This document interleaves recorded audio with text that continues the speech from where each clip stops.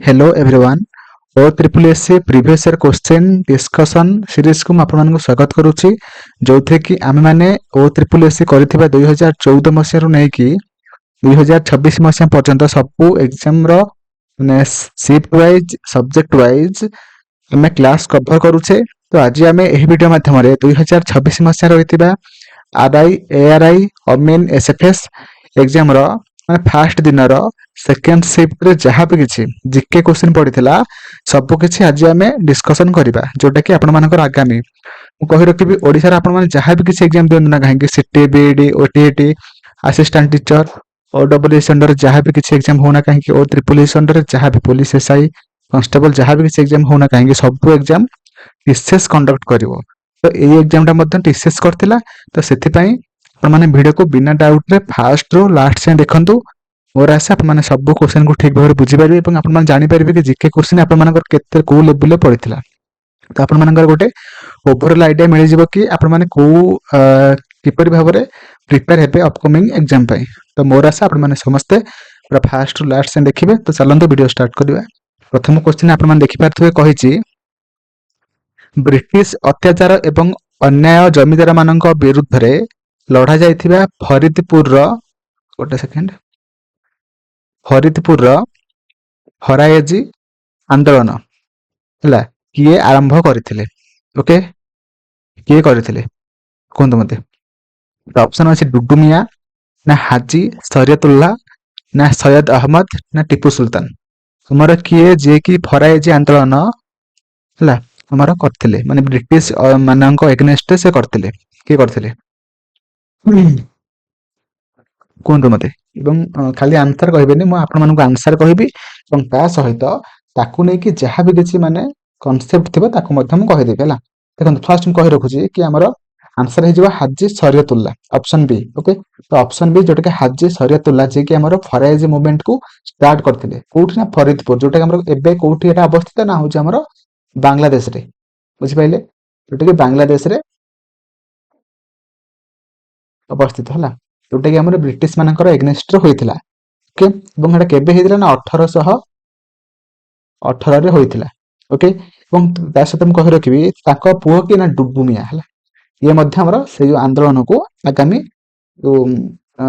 ଆଗାମୀ ଯୋଉ ପିଢି ସେ ମଧ୍ୟ ଏଟାକୁ ଲିଡିଂ କରିଥିଲେ ହେଲା। ଅପସନ ଏ ଡୁଡୁ ମିଆଁ, କିନ୍ତୁ ଏଇଟାର ଆନ୍ସର କିଏ ଯିବ ନା ଆମର ହାଜି ଶରିୟତୁଲ୍ଲାହ ଯିଏକି ପ୍ରଥମେ ଷ୍ଟାର୍ଟ କରିଥିଲେ।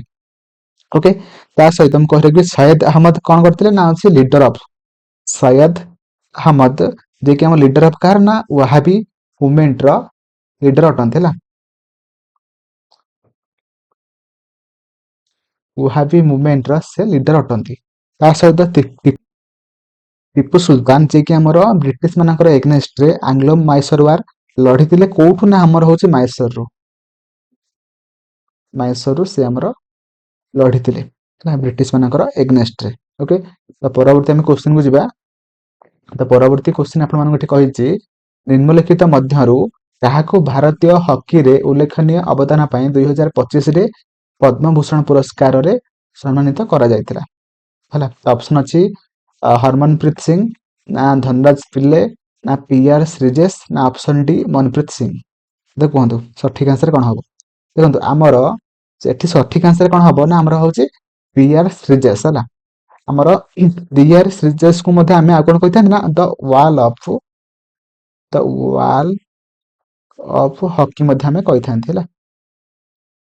ଓକେ, ୱାଲ ଅଫ ହକି କହିଥାନ୍ତି ଏବଂ ସେ ମଧ୍ୟ କଣ ହେଲା ଆମର ଯୋଉ ଜଗନ୍ତି ହେଲା, ଯେମିତି ଆମର ଫୁଟବଲରେ ଗୋଲ କିପର ସେଇ ଟାଇପର ଇଏ ମଧ୍ୟ ଜଗନ୍ତି ହେଲା, ଏବଂ ସେଥିପାଇଁ ତାଙ୍କୁ ଆମେ କହିଥାନ୍ତି ଦ ୱାଲ ଅଫ ହକି।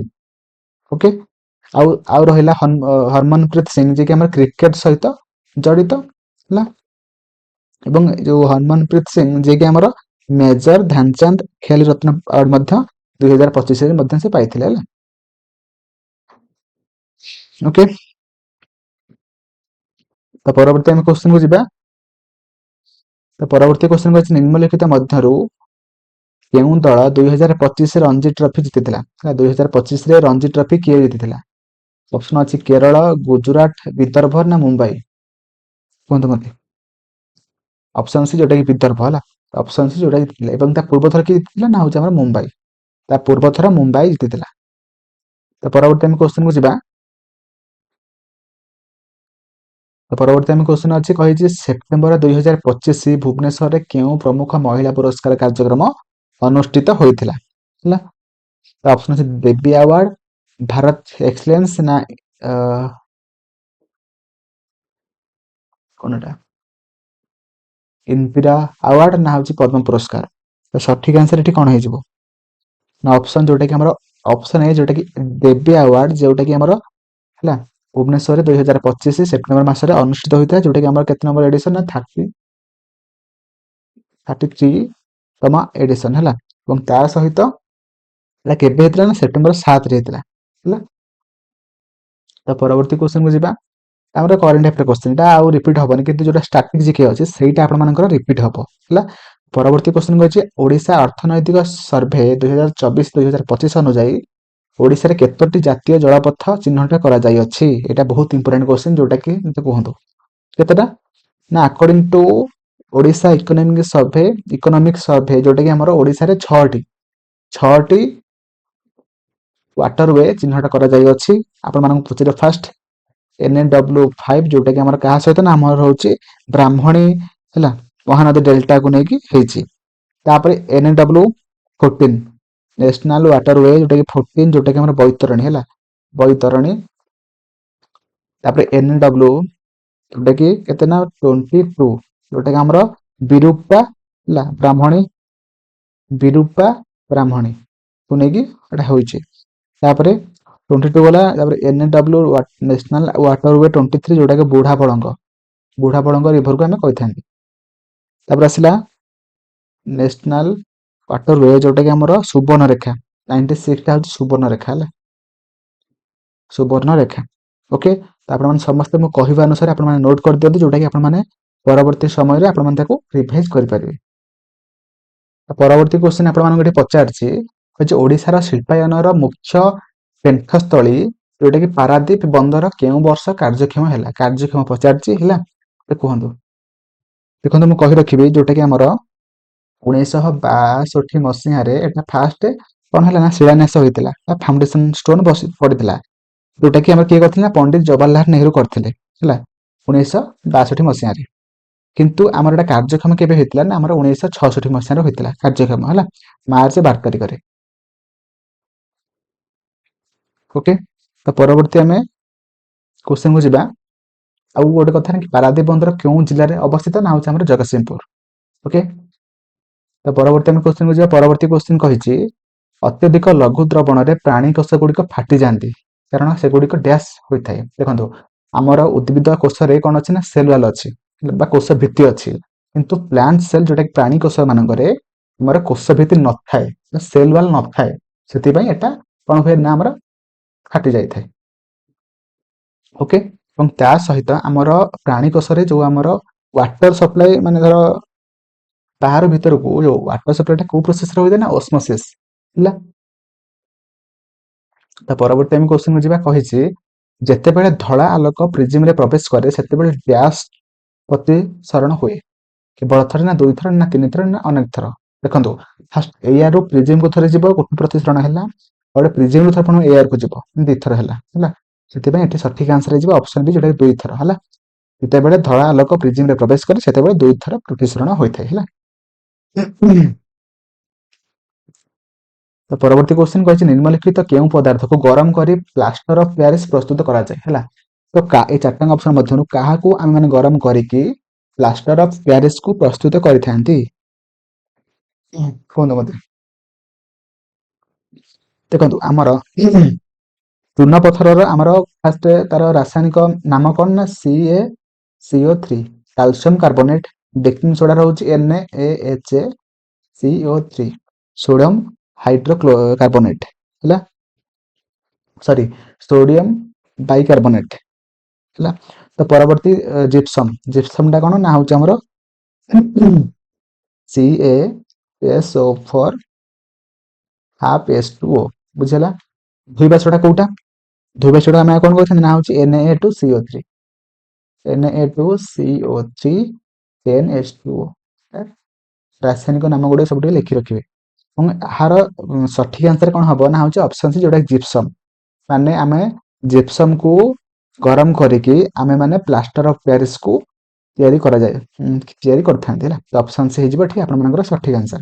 ତ ପରବର୍ତ୍ତୀ ଆମେ କ୍ୱେଶ୍ଚନକୁ ଯିବା। କହିଛି ନିମ୍ନଲିଖିତ କେଉଁ ଜଳପ୍ରପାତ କର୍ଣ୍ଣାଟକର ଚାମରାଜନଗର ଜିଲ୍ଲାରେ କାବେରୀ ନଦୀ ଉପରେ ଅବସ୍ଥିତ ହେଲା। ତ ଫାର୍ଷ୍ଟ ଅପସନ ଅଛି ମିନମୁଟି ଜଳପ୍ରପାତ, ନା ବଜରାଜ ଜଳପ୍ରପାତ, ନା ବରେହି ପାଣି ଜଳପ୍ରପାତ, ନା ଆମର ଶିବ ସମୁଦ୍ରମ ଜଳପ୍ରପାତ। ତ ସଠିକ ଆନ୍ସର ଏଠି କ'ଣ ହବ? ଦେଖନ୍ତୁ ଆମର ବରେହି ପାଣି ଜଳପ୍ରପାତ କୋଉଠି ଅଛି ଆପଣମାନେ ମତେ କମେଣ୍ଟରେ ଜଣେଇବେ ହେଲା। ତ ଏଠି ସଠିକ ଆନ୍ସର କ'ଣ ହବ ନା ଶିବ ସମୁଦ୍ରମ ଜଳପ୍ରପାତ ହେଲା, ଯୋଉଟା କି ଆମର କାବେରୀ ନଦୀ ଉପରେ ଅଛି। ଓକେ, ଏବଂ ତା ସହିତ ଏଟା କୋଉଠି ହେଲା, ଏବଂ ଏଇ ଶିବ ସମୁଦ୍ରମ ଜଳପ୍ରପାତଟି ଆମର କର୍ଣ୍ଣାଟକ ଜିଲ୍ଲାର ମଧ୍ୟ ଜିଲ୍ଲାରେ ଅବସ୍ଥିତ ହେଲା। ତ ପରବର୍ତ୍ତୀ ଆମେ କ୍ୱେଶ୍ଚନକୁ ଯିବା। ପରବର୍ତ୍ତୀ କ୍ୱେଶ୍ଚନ କହିଛି କ'ଣ? କହିଛି ଓଡ଼ିଶାର ଜୈବ ପ୍ରଯୁକ୍ତି ବିଦ୍ୟା ବିକାଶ ଯୋଜନା ଯୋଉଟା କି ଆମର ଡେଭଲପମେଣ୍ଟ ଅଫ ବାୟୋଟେକ୍ନୋଲୋଜି ସ୍କିମରେ କେତୋଟି ଉପଯୋଜନା ଅନ୍ତର୍ଭୁକ୍ତ ଅଛି? ତ ଅପସନ ଅଛି 10, 17, 20, 25। କୁହନ୍ତୁ ମତେ। ଦେଖନ୍ତୁ ଏଇଟା ଆମର ସଠିକ ଆନ୍ସର ହେଇଯିବ 17 ହେଲା, 17ଟି। ଏବଂ ଏଟା 2030 ପର୍ଯ୍ୟନ୍ତ ତାର ବଜେଟ କେତେ ନା ହଉଛି 1113 କୋଟି ହେଲା। କିପରି ଭାବରେ ଆମର ବାୟୋଟେକ୍ନୋଲୋଜି ଭଲ ଭାବରେ ଡେଭଲପମେଣ୍ଟ ହୋଇପାରିବ, ସେଥିପାଇଁ ଆମର 2030 ପର୍ଯ୍ୟନ୍ତ ମାନେ ଓଡ଼ିଶା ସରକାର 1113 କୋଟି ସାଂସନ କରିଛନ୍ତି ବଜେଟରେ ହେଲା। ତ ପରବର୍ତ୍ତୀ ଆମେ କ୍ୱେଶ୍ଚନକୁ ଯିବା। କହିଛି ଏକାଧିକ ପ୍ରମୁଖ ପର୍ବତ ଶ୍ରେଣୀର ମିଳନସ୍ଥଳ ହୋଇଥିବାରୁ ପାମିର ପର୍ବତାଞ୍ଚଳକୁ ସାଧାରଣତଃ କେଉଁ ଆଖ୍ୟା ବା ବର୍ଣ୍ଣନା ପ୍ରଦାନ କରାଯାଏ ହେଲା। ମାନେ ପାମିର ମାଳଭୂମିକୁ ଆମେ ଆଉ କ'ଣ କହିଥାନ୍ତି? ତ ଅପସନ ଅଛି ପୃଥିବୀର ଛାତ, ନା ମହାନ ବିଭାଜକ ରେଖା, ନା ଏସିଆ ମେରୁଦଣ୍ଡ, ନା ହିନ୍ଦୁକୁଶ ହବ୍। ଯୋଉଟା କି ସଠିକ ଆନ୍ସର ହେଇଯିବ ଆମର ଅପସନ ଏ, ଯୋଉଟା କି ପୃଥିବୀର ଛାତ। ଓକେ, ବୁଝିପାରିଲେ? ଓକେ, ଯୋଉଟା କି ଆମର କେତେ ଫିଟ୍ ନା 4000 ଫିଟ୍ ଉପରେ ଅଛି ହେଲା। ତ ପରବର୍ତ୍ତୀ କ୍ୱେଶ୍ଚନକୁ ଯିବା। ହଉଛି ନିମ୍ନଲିଖିତ ପ୍ରାକୃତିକ ବିପର୍ଯ୍ୟୟ ଗୁଡ଼ିକ ମଧ୍ୟରୁ କେଉଁଟି ଘଟିବା ପୂର୍ବରୁ ସବୁଠାରୁ କମ ସମୟ ପାଇଁ ଚେତାବନୀ ପ୍ରଦାନ କରାଯାଏ? ମାନେ କୋଉ ଘଟଣା ଘଟିବା ପୂର୍ବରୁ ଆମେ କହିବାକୁ ଗଲେ ତାହେଲେ ଆମକୁ ମାନେ କିଛି ବି ମାନେ ପୂର୍ବ ପ୍ରସ୍ତୁତି ଆମେ କରିନଥାନ୍ତି, କେହି ବି କହିପାରିବେନି କି ଏବେ ଭୂମିକମ୍ପ ହବ ବୋଲି। ସେଟାର ସଠିକ ଆନ୍ସର ହେଉଛି ଅପସନ ଡି, ଯୋଉଟା ଭୂମିକମ୍ପ ହେଲା। ପରବର୍ତ୍ତୀ ଆମେ କ୍ୱେଶ୍ଚନକୁ ଯିବା। କହିଛି second world summit for social development 2025 ଯାହା ଦୋହା ପଲିଟିକାଲ ଡିକ୍ଲାରେସନକୁ ଗ୍ରହଣ କରିଥିଲା କେଉଁ ସହରରେ ଅନୁଷ୍ଠିତ ହୋଇଥିଲା? ଯୋଉଟାକି ଆମର ସଠିକ ଆନ୍ସର ହେଇଯିବ କାତାରର ଦୋହାରେ ହେଲା, ଅପସନ ଏ। ଓକେ, এটা କରେଣ୍ଟ ଆଫେୟାର କ୍ୱେଶ୍ଚନ, ରିପିଟ୍ ହବ ନାହିଁ ହେଲା।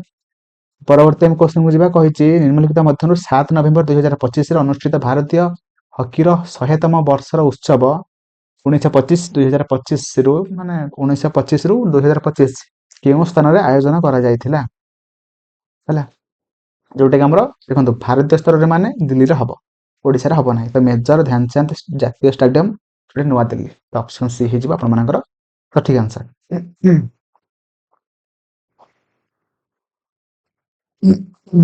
ତ ପରବର୍ତ୍ତୀ କ୍ୱେଶ୍ଚନ କହିଛି ଗଙ୍ଗା ଏବଂ ବ୍ରହ୍ମପୁତ୍ର ନଦୀର ମିଳିତ ଜଳ ବଙ୍ଗୋପସାଗରରେ ପଡ଼ିବା ପୂର୍ବରୁ ସେମାନଙ୍କର ମୁହାଣରେ କେଉଁ ବୃହତ ତ୍ରିକୋଣଭୂମି ଅଞ୍ଚଳ ଗଠନ କରେ?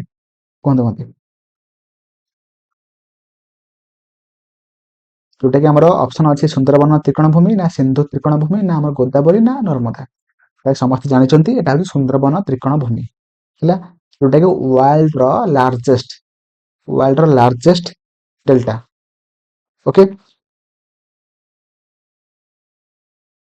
ଯୋଉଟାକି ଆମେ କହିଥାନ୍ତି କ'ଣ ନା ହଉଛି ଆମର ୱାର୍ଲଡର ଲାର୍ଜେଷ୍ଟ ଡେଲ୍ଟା। ଏବଂ ଏଥିରେ ଏଟା କ'ଣ ପାଇଁ ଫେମସ ନା ମ୍ୟାନଗ୍ରୋଭ ହେନ୍ତା ବନ ପାଇଁ ମଧ୍ୟ ବହୁତ ଫେମସ ହେଲା।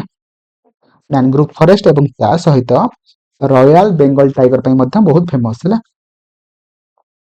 ପରବର୍ତ୍ତୀ ଆମେ କ୍ୱେଶ୍ଚନକୁ ଯିବା।